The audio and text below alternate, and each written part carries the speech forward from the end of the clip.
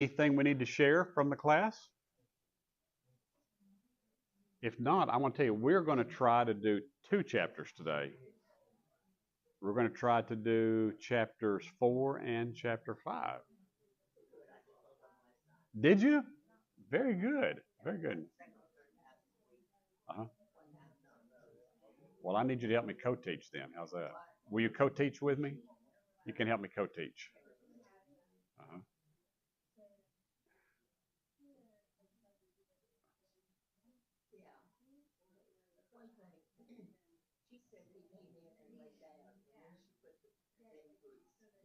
Yes.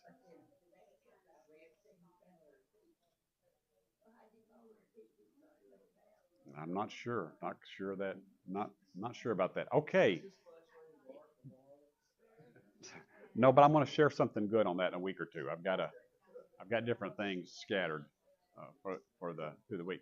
So, are there any takeaway, or do you want to share something, Laura? You look anxious back there. Y'all want to share?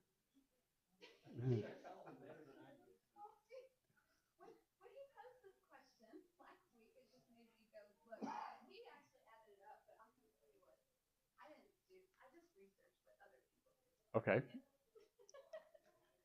So Share with us here. Let's look at everybody. That's all. The Laura and Randy. Herschel actually went through the book and added up the 40 periods, 80 periods, 40, and it's 404, I think is what he added up with, which doesn't fit into the. Go ahead. Yeah, because like Shamgar has absolutely no time. I think every source I found had Tola and JR, however you want to say that, were at the same time. That seemed to be consistent. This shows Othniel first, followed by Ehud. But then when Deborah comes, they have another section at the same time. Deborah's, I think, south. Then they've got Gideon, Abimelech going at the same time as Deborah. And what he said about them all being spread out seemed to be that sometimes they would talk about the south, sometimes they talked about the north, but they were overlapping at the same time. And so it continues with Samson. Everyone agreed Samson was last at the time, but it was interesting because sometimes Samson and Samuel were going on at the same time, depending on what source. Yes. What I found really interesting was Ruth. They put Ruth in and said that was during Ehud, who was against Eglon of Moabites. So when the Moabites were oppressing was when they think Naomi's husband left and went to Moab. And they believe that God may have struck him dead for leaving, and that's how he died. And then the 2 sons would have fought against, if you remember, Eglon led a revolt against, went and got, that Eglon Ehud led against Eglon, and that the 2 sons would have fought with Eglon, the Moabites, and got killed in that battle. And that's why all of a sudden Naomi has no family, and now Ehud's ruling, and they're starting to prosper. The famine's been lifted, and she decides to come home. So it was really interesting to see how Ruth fit into what we talked about last week for Ehud. Anything else that I found that was cool? One thing on Ruth, which this isn't about Ruth, but it said her womb had been unsealed, and they were saying the reason that there's not so much space between it's Ruth, Obed, Jesse, David. That's a lot longer than the typical, I guess you would say, generations. But that it's saying her womb was unsealed was they actually were childless for a while. So it was really interesting doing all this timeline stuff. Phenomenal. Which was because Herschel raised question. Yeah, phenomenal. Yeah, or send me the PDF. Yeah, Would you send the PDF, and we will kick off with this again next week? Yeah. How's that? Yes. It was really neat. That is awesome. And it's not my work. Absolutely awesome. Online, I have a request. Okay. What I'm studying is judges at the time, judges in world history. So I'm interested in what's going on in the world while the judges were going on. And so if he could find a nice chart shows me what's going on in China and Africa. Oh, my stars. At this time. All right. That's what I want. Is that you're directing that to Herschel and not to me, correct? Did you hear that, Herschel? See, Herschel, she would like also if you could put just kind of a quick and dirty timeline together of the Judges period and how it relates to Asia and Africa and Europe and the entire world history. If you could pull, you won't be doing that. I'm sorry. I'm not. I'm sorry. All right. All right. Well, what else? Is there any other analysis or any other takeaway from last week? I only have the one she just brought us. Yes. I'll add one thing. We think in chronological, like that's how we would think to tell a story. Yes.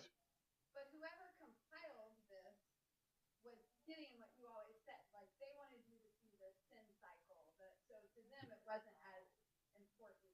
Yes. That they were in. And that's hard for us to. We read and we assume things should be in order, and that's not the case. That's right. That's right. All right. Okay. Who were the first people in the chapter 3 last week? Who were the first people that were enslaving Israelites? Anybody remember? Okay, that's good for my ego right there. How about the kingdom of Aram? Is that right? The king of Aram? And what is that today, roughly? Syria. Very good. And as an extra added bonus, who was the judge that delivered them?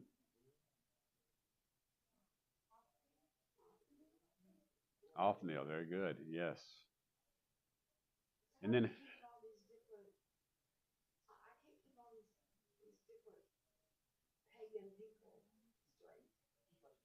they are kind of one. They're kind of one and dones. I understand that. Who was the next Canaanite tribe in chapter 3 that gave Israelites trouble? The Moab. Very good. And as an extra added bonus, what is the moral of the story when it comes to Moabites? Anybody got a moral to the story? If not, mine is do not accept secrets from strangers. Okay. Oh, only from those you trust. And who was our final judge and what was he famous for?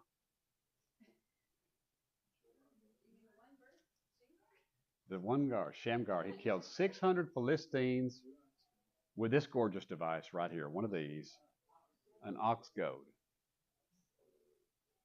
That looks like you could both prod or you could hold up. You know, you could kind of hook around the animal's neck or something, or hold it up, or prod somebody, whichever.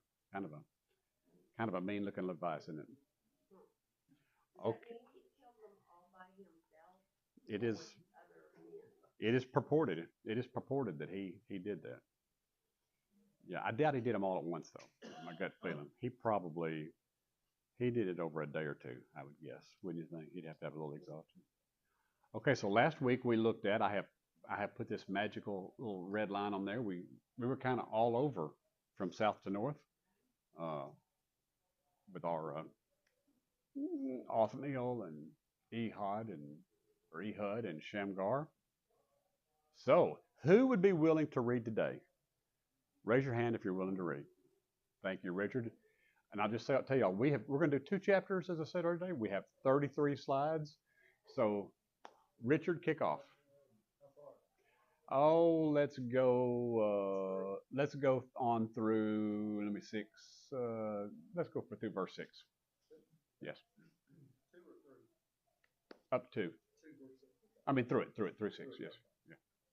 And the people of Israel again did what was evil in the sight of the Lord after Ehud died. And the Lord sold them into the hand of Jabin, king of Canaan, who reigned in Hazor. The commander of his army was Sisera, who lived in Harosheth Hagoyim. Then the people of Israel cried out to the Lord for help, for he had 900 chariots of iron, and he oppressed the people of Israel cruelly for 20 years. Now Deborah, a prophetess, the wife of Lapidoth, was judging Israel at that time. She used to sit under the palm of Deborah between Ramah and Bethel in the hill country of Ephraim, and the people of Israel came up to her for judgment. She sent and summoned Barak, the son of Abinoam from Naphtali, and said to him, Has not the Lord, God of Israel, commanded you, Go gather your men at Mount Tabor, taking 10,000 from the people of Naphtali and the people of Zebulun? Very good. Very good. Going back, if I can re-emphasize something that I believe and I tried to share last week, I tend to think that this land of Canaan was very, very much more civilized and developed than we think. And this suggests that we've got at least a little bit of a military force here with 900 chariots. I couldn't afford more than half a dozen myself, you know. But somehow there is a. Come on in, somebody. Come on in. Welcome. Welcome. Yes. Yes. Welcome. Okay, so let's see if we got. Here is our once again our little map, and we see we are dealing with Ephraim and Zebulun and Naphtali, kind of scattered along the western side of the civilization there, isn't it? I kind of like how we read sometimes they get help with other tribes, and sometimes the Canaanites get help from other bunches of folks. Okay, who else would be willing to read probably verses 7 through 11? 7 through 11, yes. Yes. Please, please. I will lure Sisera, the commander of Jabin's army, with his chariots and his troops to the Kishon River and give him into your hands. Barak said to her, If you go with me, I will go. But if you don't go with me, I won't go. Very well, Deborah said. I will go with you. But because of the way you are going about this, the honor will not be yours, for the Lord will hand Sisera over to a woman. So Deborah went with Barak to Kadesh, where he summoned Zebulun and Naphtali. 10,000 men followed him, and Deborah also went with him. Now Heber, the Kenite, had left the other Kenites, the descendants of Hobab, Moses' brother-in-law, and pitched his tent by the great tree and in Zephanium. Is that what we got? Yes, sir. Good try. Yes. Near Kadesh. Yes.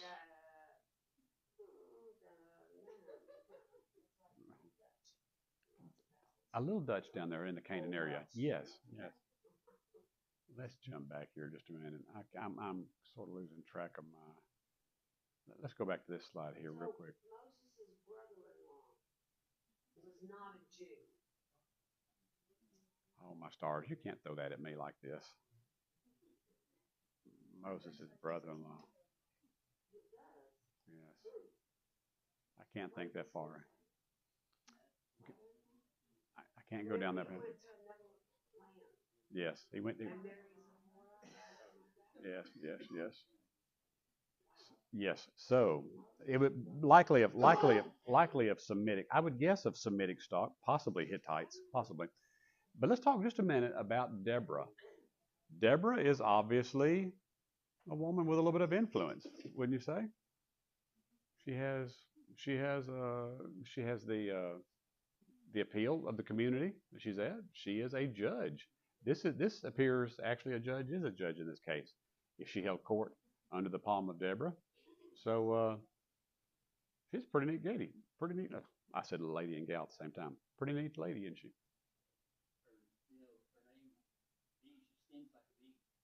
Does she? Yes. Yes. Very good. I'll tell you for that, you have to start reading, Herschel. For that, how about you start reading from verse 12 and let's go through verse 17. How's that? Say, did all y'all catch that? President Obama was named after this. Yes, yes. Very good. Very good. Okay, Herschel, cut it out. Then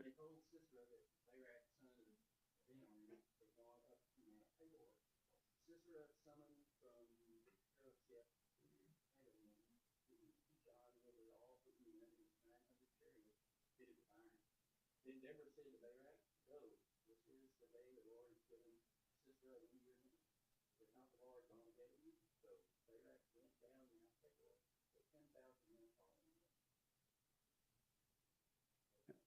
And on through 17, yes, sir.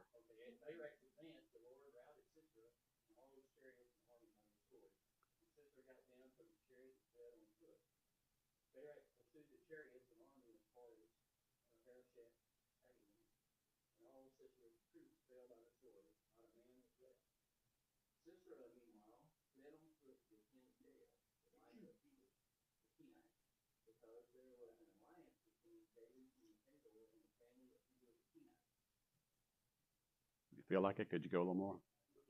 Oh, yes.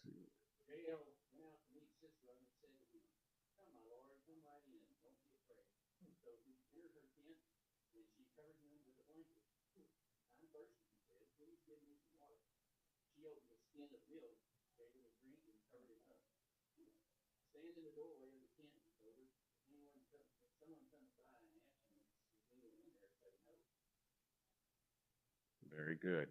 Very good. I feel another moral of the story coming on here. What do y'all think? One more moral of the story. Okay, who would finish us out with verses 21 and 22? I can make it 21 through 24. How's that?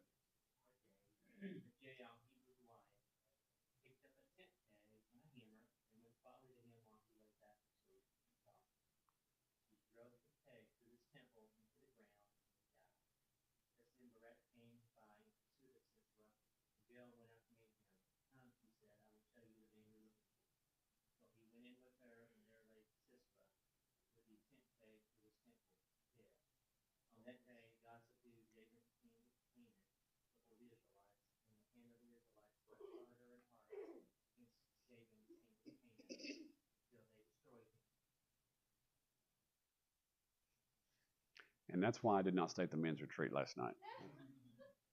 I didn't want to wake up with a tent peg in my head this morning. You know, it's hard to know who you can trust. All right.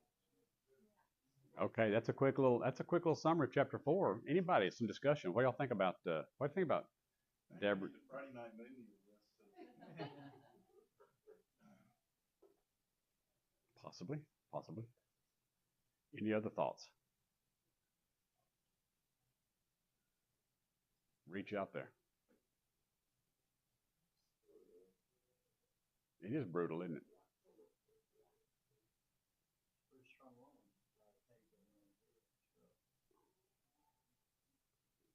She probably went right through that temple or ear, through the ear. Oh, that would hurt. Yes.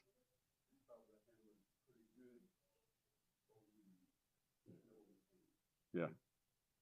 Yeah. Probably ruined a good blanket too. Probably. Wouldn't you say?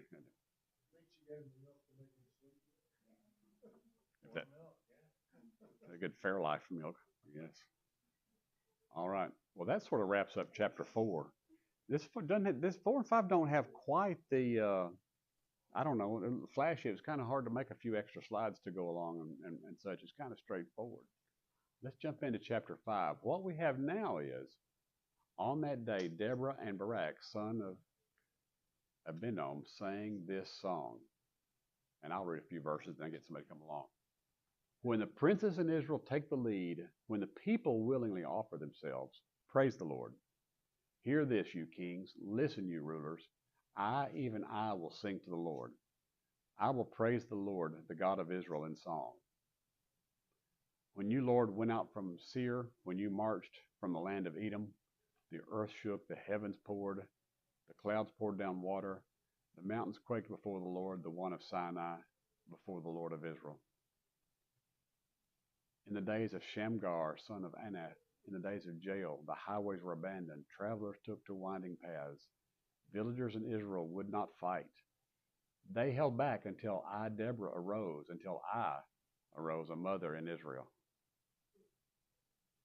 Okay, she's a little bit of a self-promoter, isn't she? Just a little bit. All right. Who would read verses 8 through 11? Go for it. Then war was in the gates, no shield or spear to be seen among 40,000 in Israel. My heart goes out to the commanders of Israel, who offered themselves willingly among the people, bless the Lord. Tell of it, you who ride on white donkeys, you who sit on rich carpets, and you who walk by the way to the sound of musicians at the watering places. There they repeat the righteous triumphs of the Lord, the righteous triumphs of the villagers of Israel. Then down to the gates march the people of the Lord. Awake, awake, Deborah. Can I get you to do 3 more verses, 12 through 14? Awake, awake, break out in song. Arise, bride, bear away your captives. O son of Aboniam, then down march the remnant of the noble. The people of the Lord march down for me against the mighty. From Ephraim, their root, they march down into the valley. Following you, Benjamin, with your kinsmen. From Machir, march down the commanders. And from Zebulun, those who bear the lieutenant's staff. The princes of Issachar came with Deborah. Where's your reading? Oh, let's go through 16. What'd you say? Issachar faithful to Barak into the valley, they rushed to his heels. Among the clans of Reuben, there were great searchings of heart. Why did you sit still among the sheepfolds to hear the whistling for the flocks? Among the clans of Reuben, there were great searchings of heart. Gilead stayed beyond the Jordan. Very good. Very good. It's hard for me to take anything out of this song. What do y'all think? I don't know the tune, how it goes. If I had the riff, I think we could run with it, and I think we could get a little. But what was that? Very hard to dance to, I'm sure. How about it, Miss Gail? What do you think? In verse 17, it mentions Gilead. Is that the first time Gilead's been mentioned? I think so. No, Gilead's not a person, right? Gilead is a land over on the east bank of the river, kind of between the Dead Sea and over there. And do you know that old song? There is a balm in Gilead. Mm-hmm. Yes. What's the point of it? What's the point of that song? What's so special about Gilead that it's, supposed to bring peace and harmony to us? Ooh, I don't know. Does anybody know what is cool about Gilead? Gilead stayed beyond the Jordan. It sounds like it's a people or a person, but it's not, right? It's a region. It's a region. Just as you could say, well, we're all Americans, aren't we? And you could say, well, yes, and I'm a Tennessean. And you could say, well, I live up on the plateau. I'm from the plateau, or I'm from down in the valley, or whatever. Gilead was a region that had distinction in the East Bank. Kind of keeping east of Jordan. There were 2 or 3 people in the Old Testament that did not name Gilead. Oh, were there? Not just a region. There are at least 3 people. Also, the word referring to Jesus, that heals and sin sick soul. It was probably just something that happened with Jesus later in Gilead. Probably the story you're saying he traveled through there. Probably thousands of years later that was like. In Jeremiah 48, he makes a statement that go to Gilead and get some balm. Mm-hmm. It must have been a place for balm. Mm-hmm. Yes. Do you think, by the way, Will, that we are talking about a person here, or do we think we're talking about the place here in 17? I think the place, because where they're moving, it sounds like a person. Yeah. We will touch on, I believe, no, it's later. It's in Samuel, that when the men of Jabesh Gilead go and rescue the body, and that's not in Judges here. That's my second favorite story from the Bible. It says it's also a male given name from Hebrew in occasional use.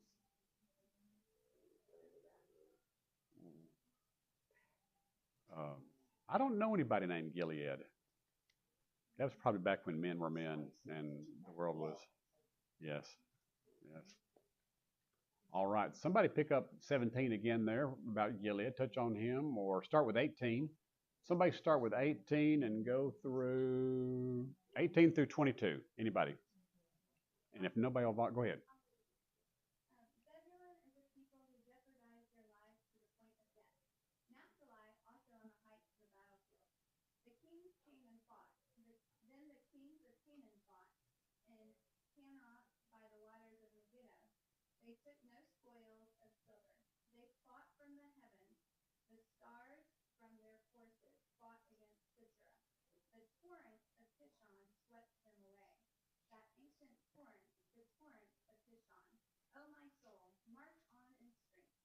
Then the horse's hooves pounded, the galloping, galloping of his feet.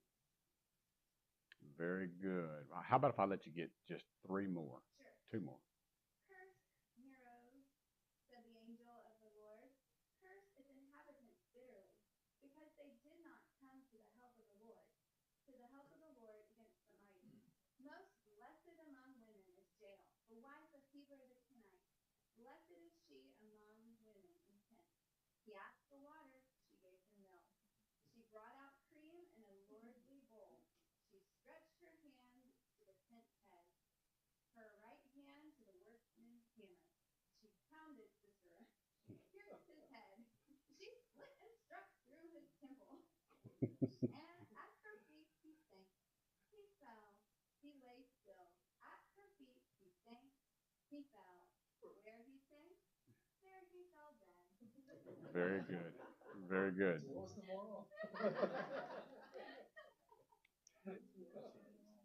She's reading a little, light into this, just listening to her voice. I'm like, I'm scared of her. Yes. But I will say, so I mean, that's all a little bloody song. But I think in 19 and 20 and 21, what we don't pick up in the narrative in chapter 4, I think she's portraying that the stars, like there was a storm, the torrent, the water. Like I think God caused a storm to cause rain and mud, and then the iron chariot couldn't Oh. go anywhere. Oh, interesting. I put that said that. Yes. Don't think that. Yes. Very interesting. But I have to go back to read where they were getting it, and I was like, oh, yeah. Very good. Very good. Any other thoughts? I've got to admit this one's hard for me. The song here. I'm. Yeah, what it says in my footnotes here in verse 23, where she curses Meroz. Yes. Says that it says here that there's a town in Naphtali and other cities were also severely punished for refusing to participate in the wars of the Lord. So apparently, well, it says chapter 8, 15 and 17, and chapter 21, 5 to 10. So it would seem like if they get everybody from Davidson County and we got them, but we didn't get the folks in Antioch or whatever. There was a community or two here that didn't join the whole tribe. Yeah, but not a lot of going on about it. Not a lot of details. But she's just letting them know that you weren't with us, and who's not with us was against us. All right. Yeah. Blessed are women in jail. Don't hear a lot of people either. And after the tent-dwelling women, what other kind of women do you have? Do you have the water-getting women and the herding and Was it just the nomads? possibly. Yes, it could have been as a collective, possibly. Yes, go for it, Will. So there is a lot lost in translation. Yes. In Hebrew, it does have a little bit of a sing-song to it. You could actually sing it. But this is really just a kind of a battle cry. So in the campaign, there's lots of battles, and this is a battle in a much larger campaign. But it's really to just kind of remind them as they're overextended, as they're being facing defeats, and that there are victories when they trust in God. So this is really a battle cry to remember that He's going to be there and He's going to take care of the victory. Fantastic. Fantastic. Very good. Okay. Where did we leave? All right. Would you take off and go through about 30?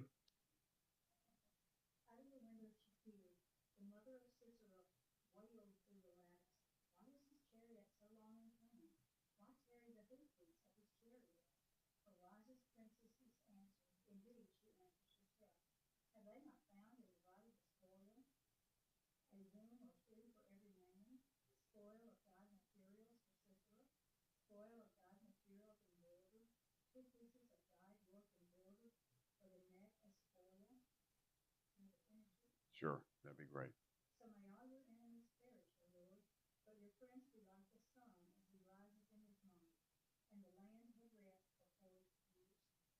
Very good. Why do they have that little aside about Sisera's mother? It's stuck in the middle of this.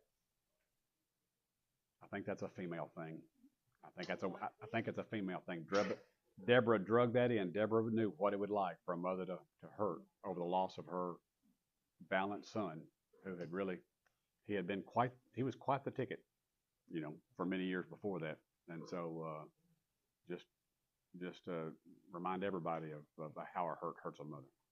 Give my gut feeling. So she's waiting for all the plunder. Would seem, yes. Sometimes plunder's good, sometimes it's not good, I guess. Any last thoughts? That went a little quicker than I thought it would.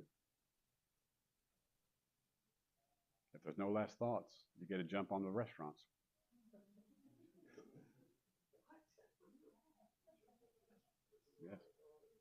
Yes. Okay. Well, we'll see y'all next week then.